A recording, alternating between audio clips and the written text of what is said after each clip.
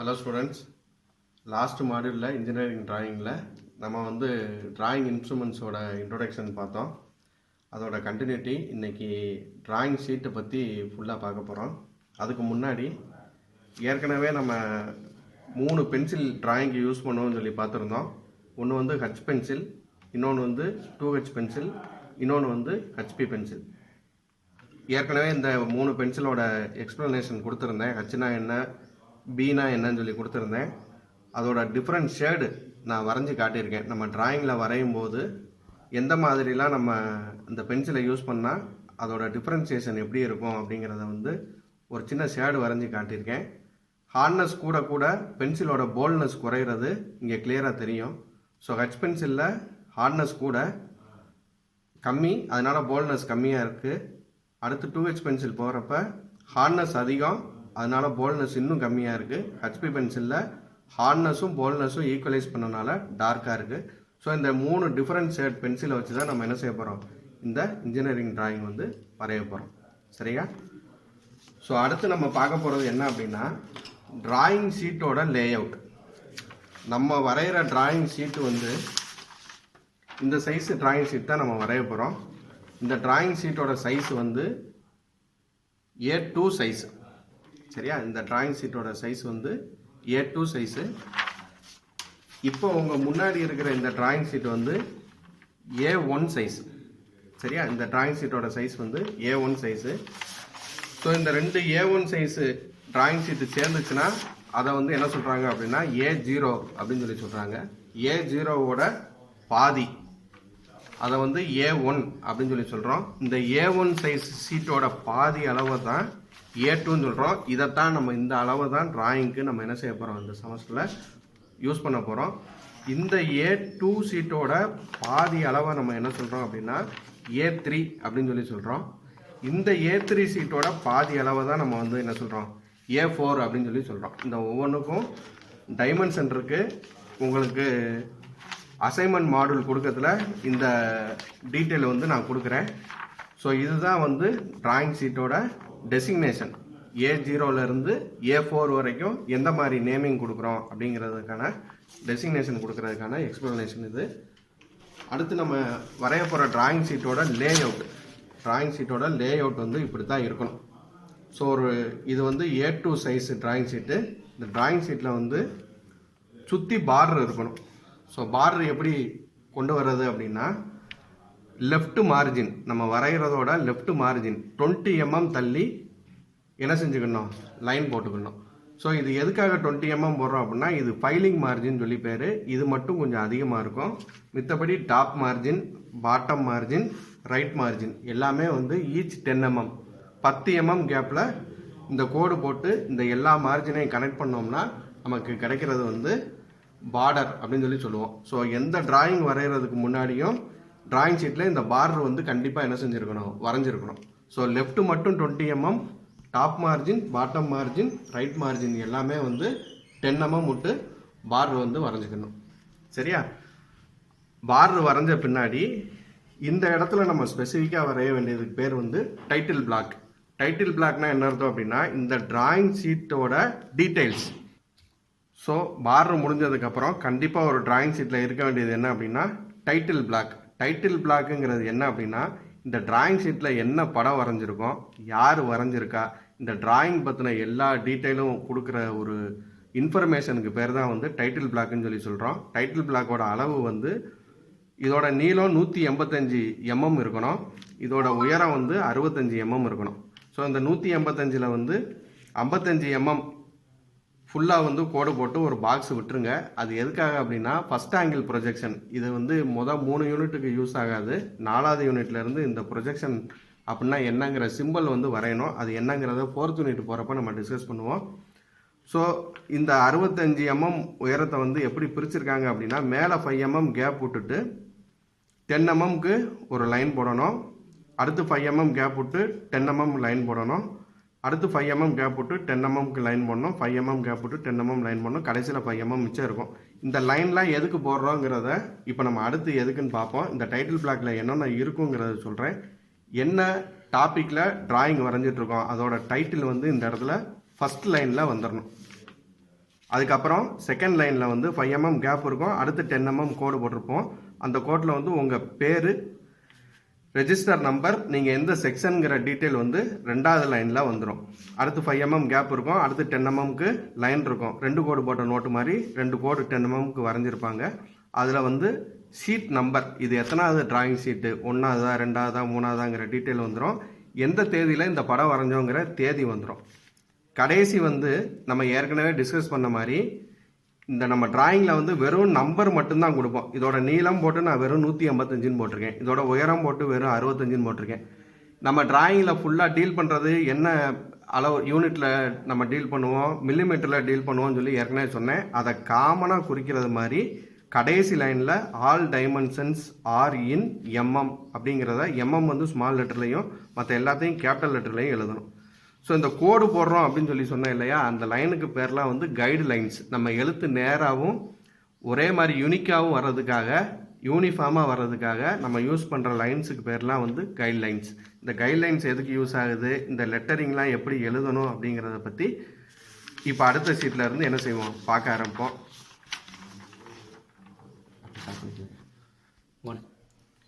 இதுதான் drawing board. இந்த drawing போர்டில் நம்ம ஏற்கனவே பார்த்த டிராயிங் இன்ஸ்ட்ருமெண்ட்டு மினி டிராஃப்டரு. இந்த மினி டிராஃப்டரை இந்த லெஃப்ட் சைடு டாப்பில் வந்து என்ன செய்யணும் அப்படின்னா, இந்த நாபை வச்சு இந்த கேப் இல்லாமல் டைப் பண்ணிக்கணும். டைப் பண்ண பின்னாடி இந்த மினி டிராஃப்டில் 0 செட்டிங் பண்ணணும். 0 செட்டிங் பண்ணி அந்த நாபை வந்து என்ன செய்யணும், டைப் பண்ணணும். 0 செட்டிங் முடிஞ்சிருச்சு. 0 செட்டிங் இங்கே ஒரு கோடு போட்டிருப்பாங்க, அதுக்கு நேராக 0 வர மாதிரி வச்சு போட்டோம்னா இப்போ இங்கே 90 டிகிரி இருக்குன்னு அர்த்தம். இந்த ஸ்கேல் வெர்டிக்கல் ஸ்கேலுக்கும் இந்த ஹரிசாண்டல் ஸ்கேலுக்கும் இடையில 90 டிகிரி. இப்போ நம்மளால் ஹரிசாண்டல் கோடு வெர்டிக்கல் கோடு லைன் போட்டோம் அப்படின்னா பெர்ஃபெக்டாக 90 டிகிரி இருக்கும். இப்போ இது செட் ஆயிருச்சு மினி டிராஃப்டரு. இந்த மினி டிராஃப்டருக்கு டிராயிங் ஷீட்டை வந்து என்ன செய்யணும், செட் பண்ணணும். A2 சைஸை தான் வச்சு வரையணும் நீங்கள். ஆனால் இப்போ உங்களுக்கு எக்ஸாம்பிள் சொல்கிறதுக்காக A4 ஷீட்டை செட் பண்ணி எப்படி லெட்டரிங் அந்த நம்பரிங் டைட்டில் பிளாக்ல எழுதுறதுங்கிறத, டிராயிங் டீட்டெயில் எழுதுறதுங்கிறத வந்து இப்போ சாம்பிளுக்காக உங்களுக்கு A4 ஷீட்டில் எழுதி காட்ட போகிறோம். இப்போ ஃபஸ்ட்டு மினி டிராஃப்டர் செட் பண்ணியாச்சு. இங்கே சென்டரில் இருக்கிற மார்க்குக்கு 0வை நேராக செட் பண்ணி இந்த நாபை நல்லா டைட் பண்ணிக்கணும். அதுக்கப்புறம் இந்த 90 டிகிரிக்கு நம்ம வரைய போகிற பேப்பரை வந்து 90 டிகிரி செட் பண்ணணும்.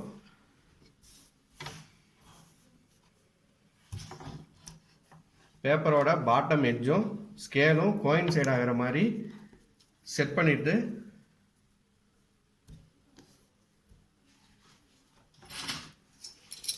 இதுதான் டிராயிங் கிளிப்பு.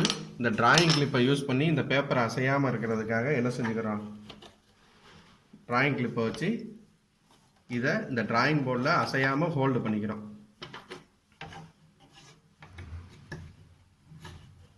இப்போ இந்த இது என்ன செய்யாது, நகராது. ஸோ இப்போ நம்ம இதில் இந்த ஸ்கேலை வச்சு போடுற எல்லா கோடுமே ஸ்ட்ரைட் லைன்ஸ், வெர்டிக்கல் லைன்ஸும் ஹரிசாண்டல் லைன்ஸும் மாறாது. இப்போ நம்ம பார்க்க போகிற டாபிக் வந்து லெட்டரிங் அண்ட் நம்பரிங்.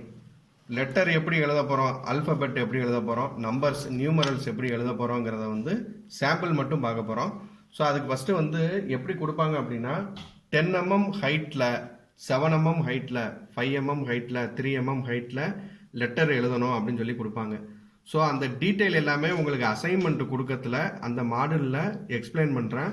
இப்போ வந்து நீங்கள் ஏற்கனவே சின்ன கிளாஸில் 2 கோடு போட்ட நோட்டு 4 கோடு போட்ட நோட்டில் எழுதியிருப்பீங்க இல்லையா. ஸோ சிமிலர் ஃபார்மெட்டில் இந்த அல்ஃபபெட் எப்படி எழுதுறதுங்கிறத பார்ப்போம். ஸோ இதில் 2 டைப் இருக்குது, single stroke letter, double stroke letter அப்படின்னு சொல்லி 2 டைப் இருக்குது. வெர்டிக்கல் லெட்டர், இன்க்ளைன் லெட்டர்னு 2ஆக பிரிக்கலாம். ஸோ சிங்கிள் ஸ்ட்ரோக் லெட்டர்னா ஒரே அழுத்தத்தில் எழுதக்கூடியது, டபுள் ஸ்ட்ரோக் லெட்டர்னா 2 கோடு போட்டு 2 அழுத்தத்தில் எழுதக்கூடியது. ஸோ வெர்டிக்கல் லெட்டருங்கிறது 90 டிகிரியில் நம்ம போடுற கோடெல்லாம் இருக்கும். இன்க்ளைன் லெட்டருங்கிறது வந்து 75 டிகிரிக்கு நம்மளோட லெட்டர்ஸ் வந்து எப்படி இருக்குன்னா சாஞ்சிருக்கும். ஸோ இதுக்கு எல்லாத்துக்கும் வித்தியாசம் என்னங்கிறத இப்போ நான் சொல்கிறேன். இப்போ first single stroke vertical letter capital letter எழுதுனா எப்படி இருக்குங்கிறத வந்து பார்க்கலாம். எழுதி காட்டுறேன் உங்களுக்கு எக்ஸாம்பிள்.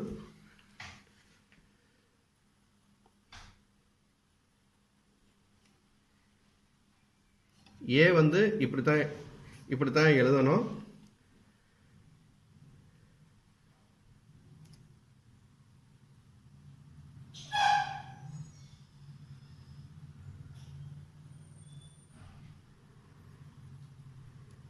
B,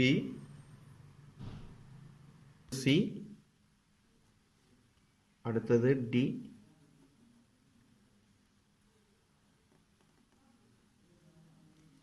அடுத்தது E. இந்த மாதிரி Z வரைக்கும் எழுதணும். இது single stroke vertical capital letters. இதே single stroke small letters, single stroke small letters.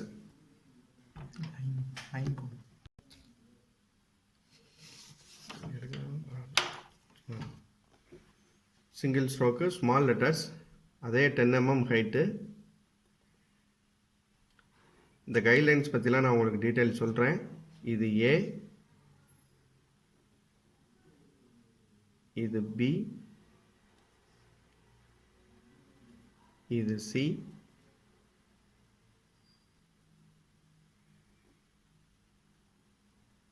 இது D,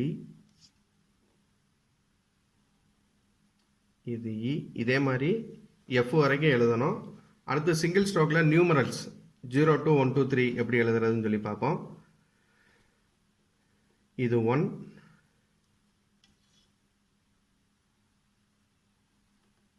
இது 2, இது 3, இது 4, 0, இது வந்து 0. இதே மாதிரி 5 6 7 8 9 வரைக்கும் எழுதணும். அடுத்து ஸ்லாண்டிங் லெட்டர்ஸ். இதே இது இப்போ 75 டிகிரி திரும்ப இருந்தால் இன்க்ளைன்ட் லெட்டர்ஸ்ன்னு சொல்லி சொல்லுவோம். ஸோ அது எப்படி எழுதுறதுன்னு சொல்லி பார்ப்போம்.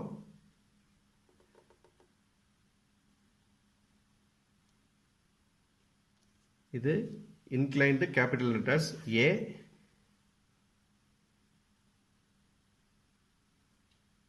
B,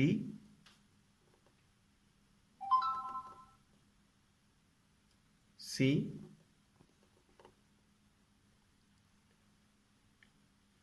D,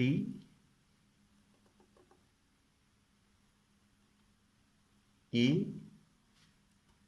இது வந்து இதே மாதிரி இன்க்ளைண்டா Z வரைக்கும் எழுதணும். அடுத்து இதுலயே ஸ்மால் லெட்டர்ஸ்.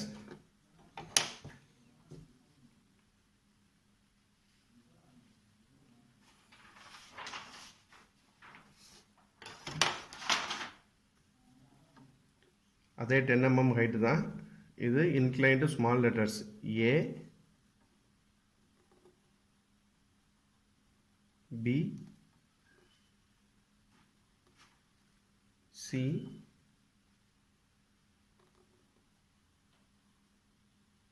D, E. அடுத்து இதே மாதிரி Z வரைக்கும் எழுதணும். அடுத்து இன்க்ளைன்ட்லயே நியூமரல்ஸ்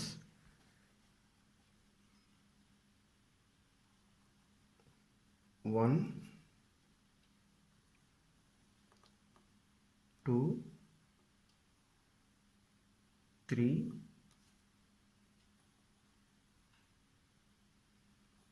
4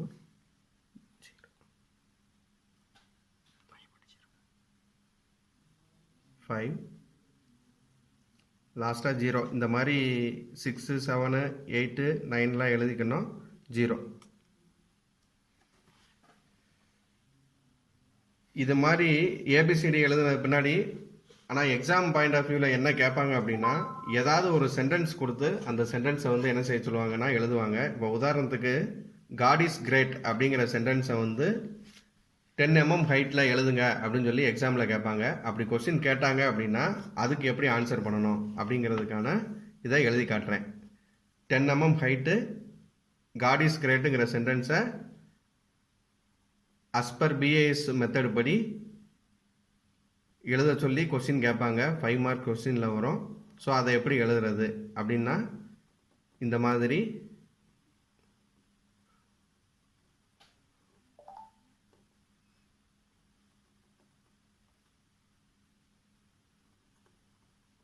நம்ம எப்படி ஆல்ஃபபெட் எழுதுனோமோ அதே மெத்தடை யூஸ் பண்ணி இப்போ என்ன செய்கிறோம், சென்டென்ஸாக எழுதுகிறோம்.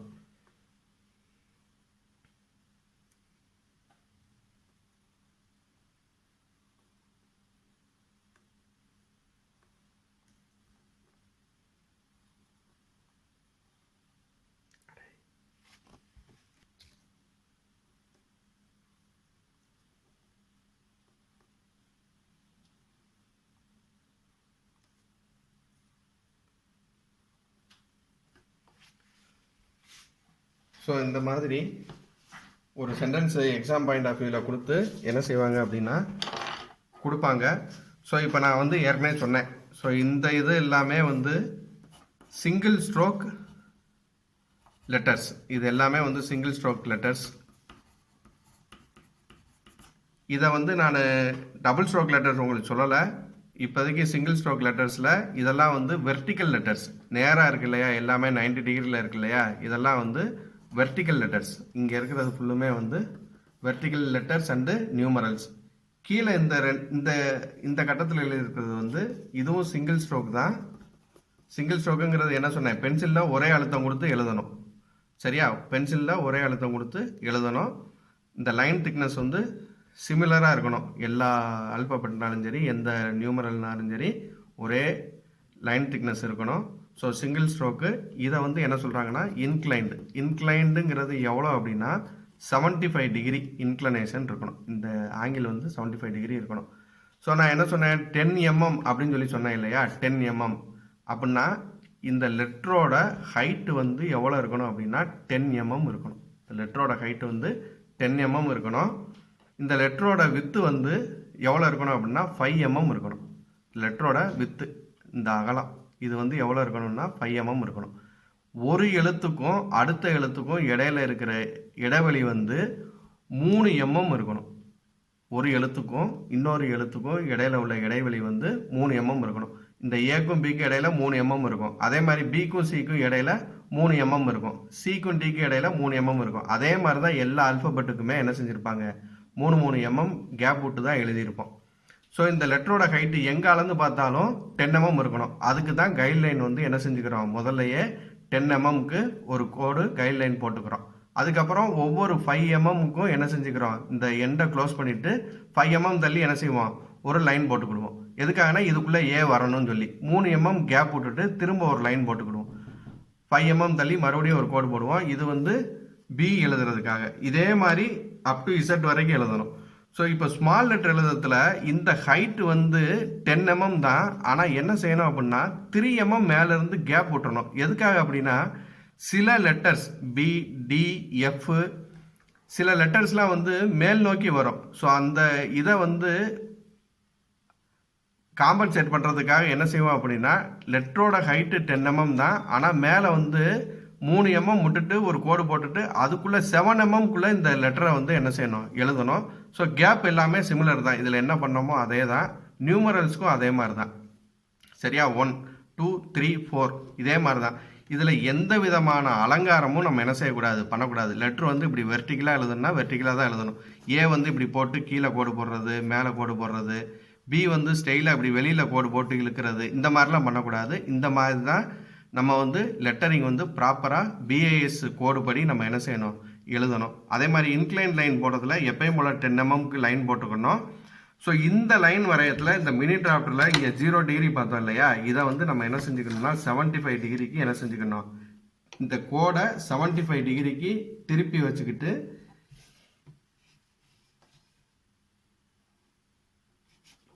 இந்த மாதிரி என்ன செஞ்சுக்கணும், இதை நகட்டக்கூடாது. இதை வச்சு நம்ம என்ன செஞ்சுக்கணும், இன்க்ளைண்டாக லைன் போட்டுட்டு இதுக்கப்புறம் இதை கிராஸாக எழுதினோம்னா இது வந்து இன்க்ளைண்ட் லைன். அப்போ இந்த ஆங்கிள் வந்து எவ்வளோ இருக்கும், 75 டிகிரி இருக்கணும்.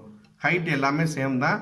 இதே மாதிரி ஸ்மால் லெட்டர் எழுதுறதுல என்ன செய்யணும், 3 mmக்கு கோடு போட்டுட்டு அதுக்கப்புறமா என்ன செய்யணும், இன்க்ளைண்டாக இந்த லெட்டர்ஸ் எழுதினோம்னா இது இன்க்ளைண்டு ஸ்மால் லெட்டர்ஸ், சிங்கிள் ஸ்ட்ரோக்கில் ஸ்மால் லெட்டர்ஸ். இதே இது நியூமரல்ஸ்க்கும் அதே மாதிரி தான். இன்க்ளைண்டாக கோடு போட்டுட்டு இதே இது எழுதணும். இப்போ இதே மாதிரி ஒரு சென்டென்ஸ் எழுத சொல்லத்தில் 10 mm ஹைட்டுக்குன்னு சொல்லி கொடுத்துட்டாங்க. அப்போ இந்த இதோட ஹைட்டு வந்து 10 mm, லெட்டரோட வித்து வந்து 5 mm, ஒவ்வொரு எழுத்துக்கும் இடையில இருக்கிற கேப் வந்து 3 mm.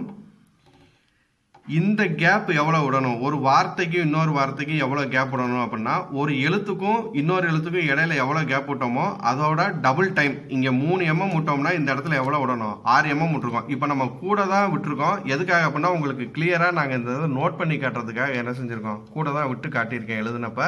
ஸோ இங்கே 6 mm விடணும். இந்த வார்த்தை இசுங்கிறது ஒரு வார்த்தை, அடுத்த வார்த்தை கிரேட்டு. இந்த கிரேட்டுக்கும் இசுக்கும் இடையில வந்து 6 mm கேப் இருக்கணும். ஒவ்வொரு எழுத்துக்கு இடையில 3 mm கேப் இருக்கணும். இதுக்கு தகுந்த மாதிரி கைட்லைன் போட்டு நம்ம என்ன செய்யணும், இந்த அல்பபெட்டை திரும்ப ஒருக்க ப்ராக்டிஸ் பண்ணணும். சரியா? ஸோ இந்த அல்ஃபபெட் எல்லாத்தையும் ப்ராக்டிஸ் பண்ணிங்கன்னா உங்களுக்கு எக்ஸாமில் வந்து என்ன கேட்பாங்கன்னா, இந்த மாதிரி ஏதாவது ஒரு சென்டென்ஸ் கொடுத்து ஏதாவது ஒரு ஹைட்டில் எழுத சொல்லுவாங்க. இப்போ நம்ம எல்லாமே 10 mm ஹைட்டில் எழுதியிருக்கோம். அடுத்து 7 mm ஹைட்டில் எழுதுறதுக்கு சில ஸ்டாண்டர்ட்ஸ் இருக்குது. இப்போ 10 mm ஹைட்டில் ஹைட் வந்து 10 mm, லெட்டரோட வித்து வந்து 5 mm விட்டோம். இதோட கேப் வந்து சின்னு சொல்லி சொல்லுவோம். சி வந்து 3 mm விட்டோம் இல்லையா? இதே மாதிரி 7 mmக்கு ஒரு ரேஷியோ இருக்குது. லெட்டரோட வித்து வந்து 4 mm, லெட்டரோட கேப் வந்து 2 mm, ஒவ்வொரு லெட்டருக்கும் இடையில இருக்கிற கேப் வந்து 2 mm. இந்த மாதிரி ஒவ்வொன்றுக்கும் ஒவ்வொரு ரேஷியோ இருக்குது. 5 mm ஹைட்டுக்குன்னா சில ரேஷியோ இருக்குது. லெட்டரோட வித்து வந்து 3 mm, ஒவ்வொரு லெட்டருக்கு இடையில உள்ள கேப் வந்து 1 mm இப்படின்னு சொல்லி என்ன இருக்குது, ஒவ்வொரு ரேஷியோ இருக்குது. இதெல்லாம் உங்களுக்கு அசைன்மெண்ட் மாடியூல் கொடுக்கறதுல ஒர்க் பண்ணி காட்டி என்னங்கிறத சொல்கிறேன். இதுதான் ஃபஸ்ட்டு அசைன்மெண்ட் மாடியூல் வந்து உங்களுக்கு இந்த சென்டென்ஸை கொடுத்து எப்படி லெட்டரிங் ப்ராக்டிஸ் பண்ணணும். இது எதுக்காக யூஸ் பண்ணுறோம் அப்படின்னா, ஒரு டிராயிங்கில் உள்ள டீட்டெயில்ஸை வந்து கிளியராக வந்து நோட் பண்ணி காட்ட, அதோட அளவீடுகளை, ஒரு படத்தோட அளவீடுகளை துல்லியமாகவும் அழகாகவும் யூனிஃபார்மாகவும் குறிக்கிறதுக்காகவும், நம்ம படம் வரைஞ்சதுக்கப்புறம் அதோட டீட்டெயில்ஸை வந்து கொடுக்கறதுல யூனிஃபார்மிட்டியாக லெஜிபிளாக எழுதுறதுக்காகவும் நம்ம என்ன செய்கிறோம், இந்த லெட்டரிங் ப்ராக்டிஸ் வந்து பண்ணுறோம். இதில் வந்து எக்ஸாம் பாயிண்ட் ஆஃப் வியூவில் 5 மார்க்குக்கு உங்களுக்கு ஒரு சென்டென்ஸ் கொடுத்து ஏதாவது ஒரு ஹைட்டில் அவங்கள வந்து எழுத சொல்லுவாங்க. ஸோ அதை பற்றின அசைன்மெண்ட் மாடியூல் வரத்தில் இன்னொருக்க ப்ராக்டிஸ் பண்ணிவிட்டு 1 or 2 சென்டென்ஸ் கொடுக்குறோம். நீங்கள் வீட்டில் வச்சு என்ன செஞ்சு பாருங்கள், ப்ராக்டிஸ் பண்ணி பாருங்கள். இன்றைக்கி வந்து இந்த மாடியூலில் வந்து டிராயிங் ஷீட்டு என்னென்ன டெசிக்னேஷனில் இருக்குது, A0லேருந்து A4 வரைக்கும் என்னென்ன டெசிக்னேஷனில் இருக்குதுன்னு சொல்லி பார்த்தோம். அதுக்கப்புறம் டிராயிங் ஷீட்டில் எதெல்லாம் வந்து லே அவுட் எப்படி பார்டர் போடணும், அதுக்கப்புறம் டைட்டில் பிளாக் போடணும், அதுக்கப்புறம் வரையக்கூடிய ஏரியா, டிராயிங் ஏரியா வந்து எப்படி செட் பண்ணுறதுன்னு சொல்லி பார்த்தோம். அதுக்கப்புறம் டிராஃப்டரில் டிராயிங் போர்டில் மினி டிராஃப்டரை எப்படி மாற்றுறதுன்னு சொல்லி பார்த்தோம். அதுக்கப்புறம் மினி டிராஃப்டரை வந்து 0 செட்டிங் எப்படி பண்ணுறதுன்னு சொல்லி பார்த்தோம். 0 செட்டிங் பண்ணி முடிச்சதுக்கப்புறம் நம்ம டிராஃப்டருக்கு நம்ம வரைய போகிற டிராயிங் ஷீட்டை வந்து எப்படி செட் பண்ணணும், 90 டிகிரிக்கு எப்படி செட் பண்ணணுங்கிறத சொல்லி பார்த்தோம். அதுக்கப்புறம் லெட்டரிங் நம்பரிங் ப்ராக்டிஸ் வந்து சிங்கிள் ஸ்ட்ரோக் மட்டும் பார்த்தோம். ஸோ டபுள் ஸ்ட்ரோக்குங்கிறது ஒன்றுமே இல்லை. இதிலேயே இன்னொரு எக்ஸ்ட்ரா ஒரு லைன் போட்டு இந்த லைனோட திக்னஸை கூட்டினோம்னா அதுதான் வந்து டபுள் ஸ்ட்ரோக்கு வெர்டிக்கல் லெட்டர்ஸ். வேறு ஒன்றுமே கிடையாது, சேம் தான், சிமிலர் தான். இதில் வந்து இந்த லெட்டரோட லைன் திக்னஸை வந்து இன்க்ரீஸ் பண்ணோம்னா அதுதான் வந்து double stroke vertical letters, incline letters எல்லாமே சிமிலர் தான். சிங்கிள் ஸ்ட்ரோக்கை மட்டுமே ப்ராக்டிஸ் பண்ணால் போதும். ஸோ இந்த சென்டென்ஸ் எப்படி எழுதுறதுங்கிறத அசைன்மெண்ட் மாடலில் பார்க்கலாம். தேங்க்யூ.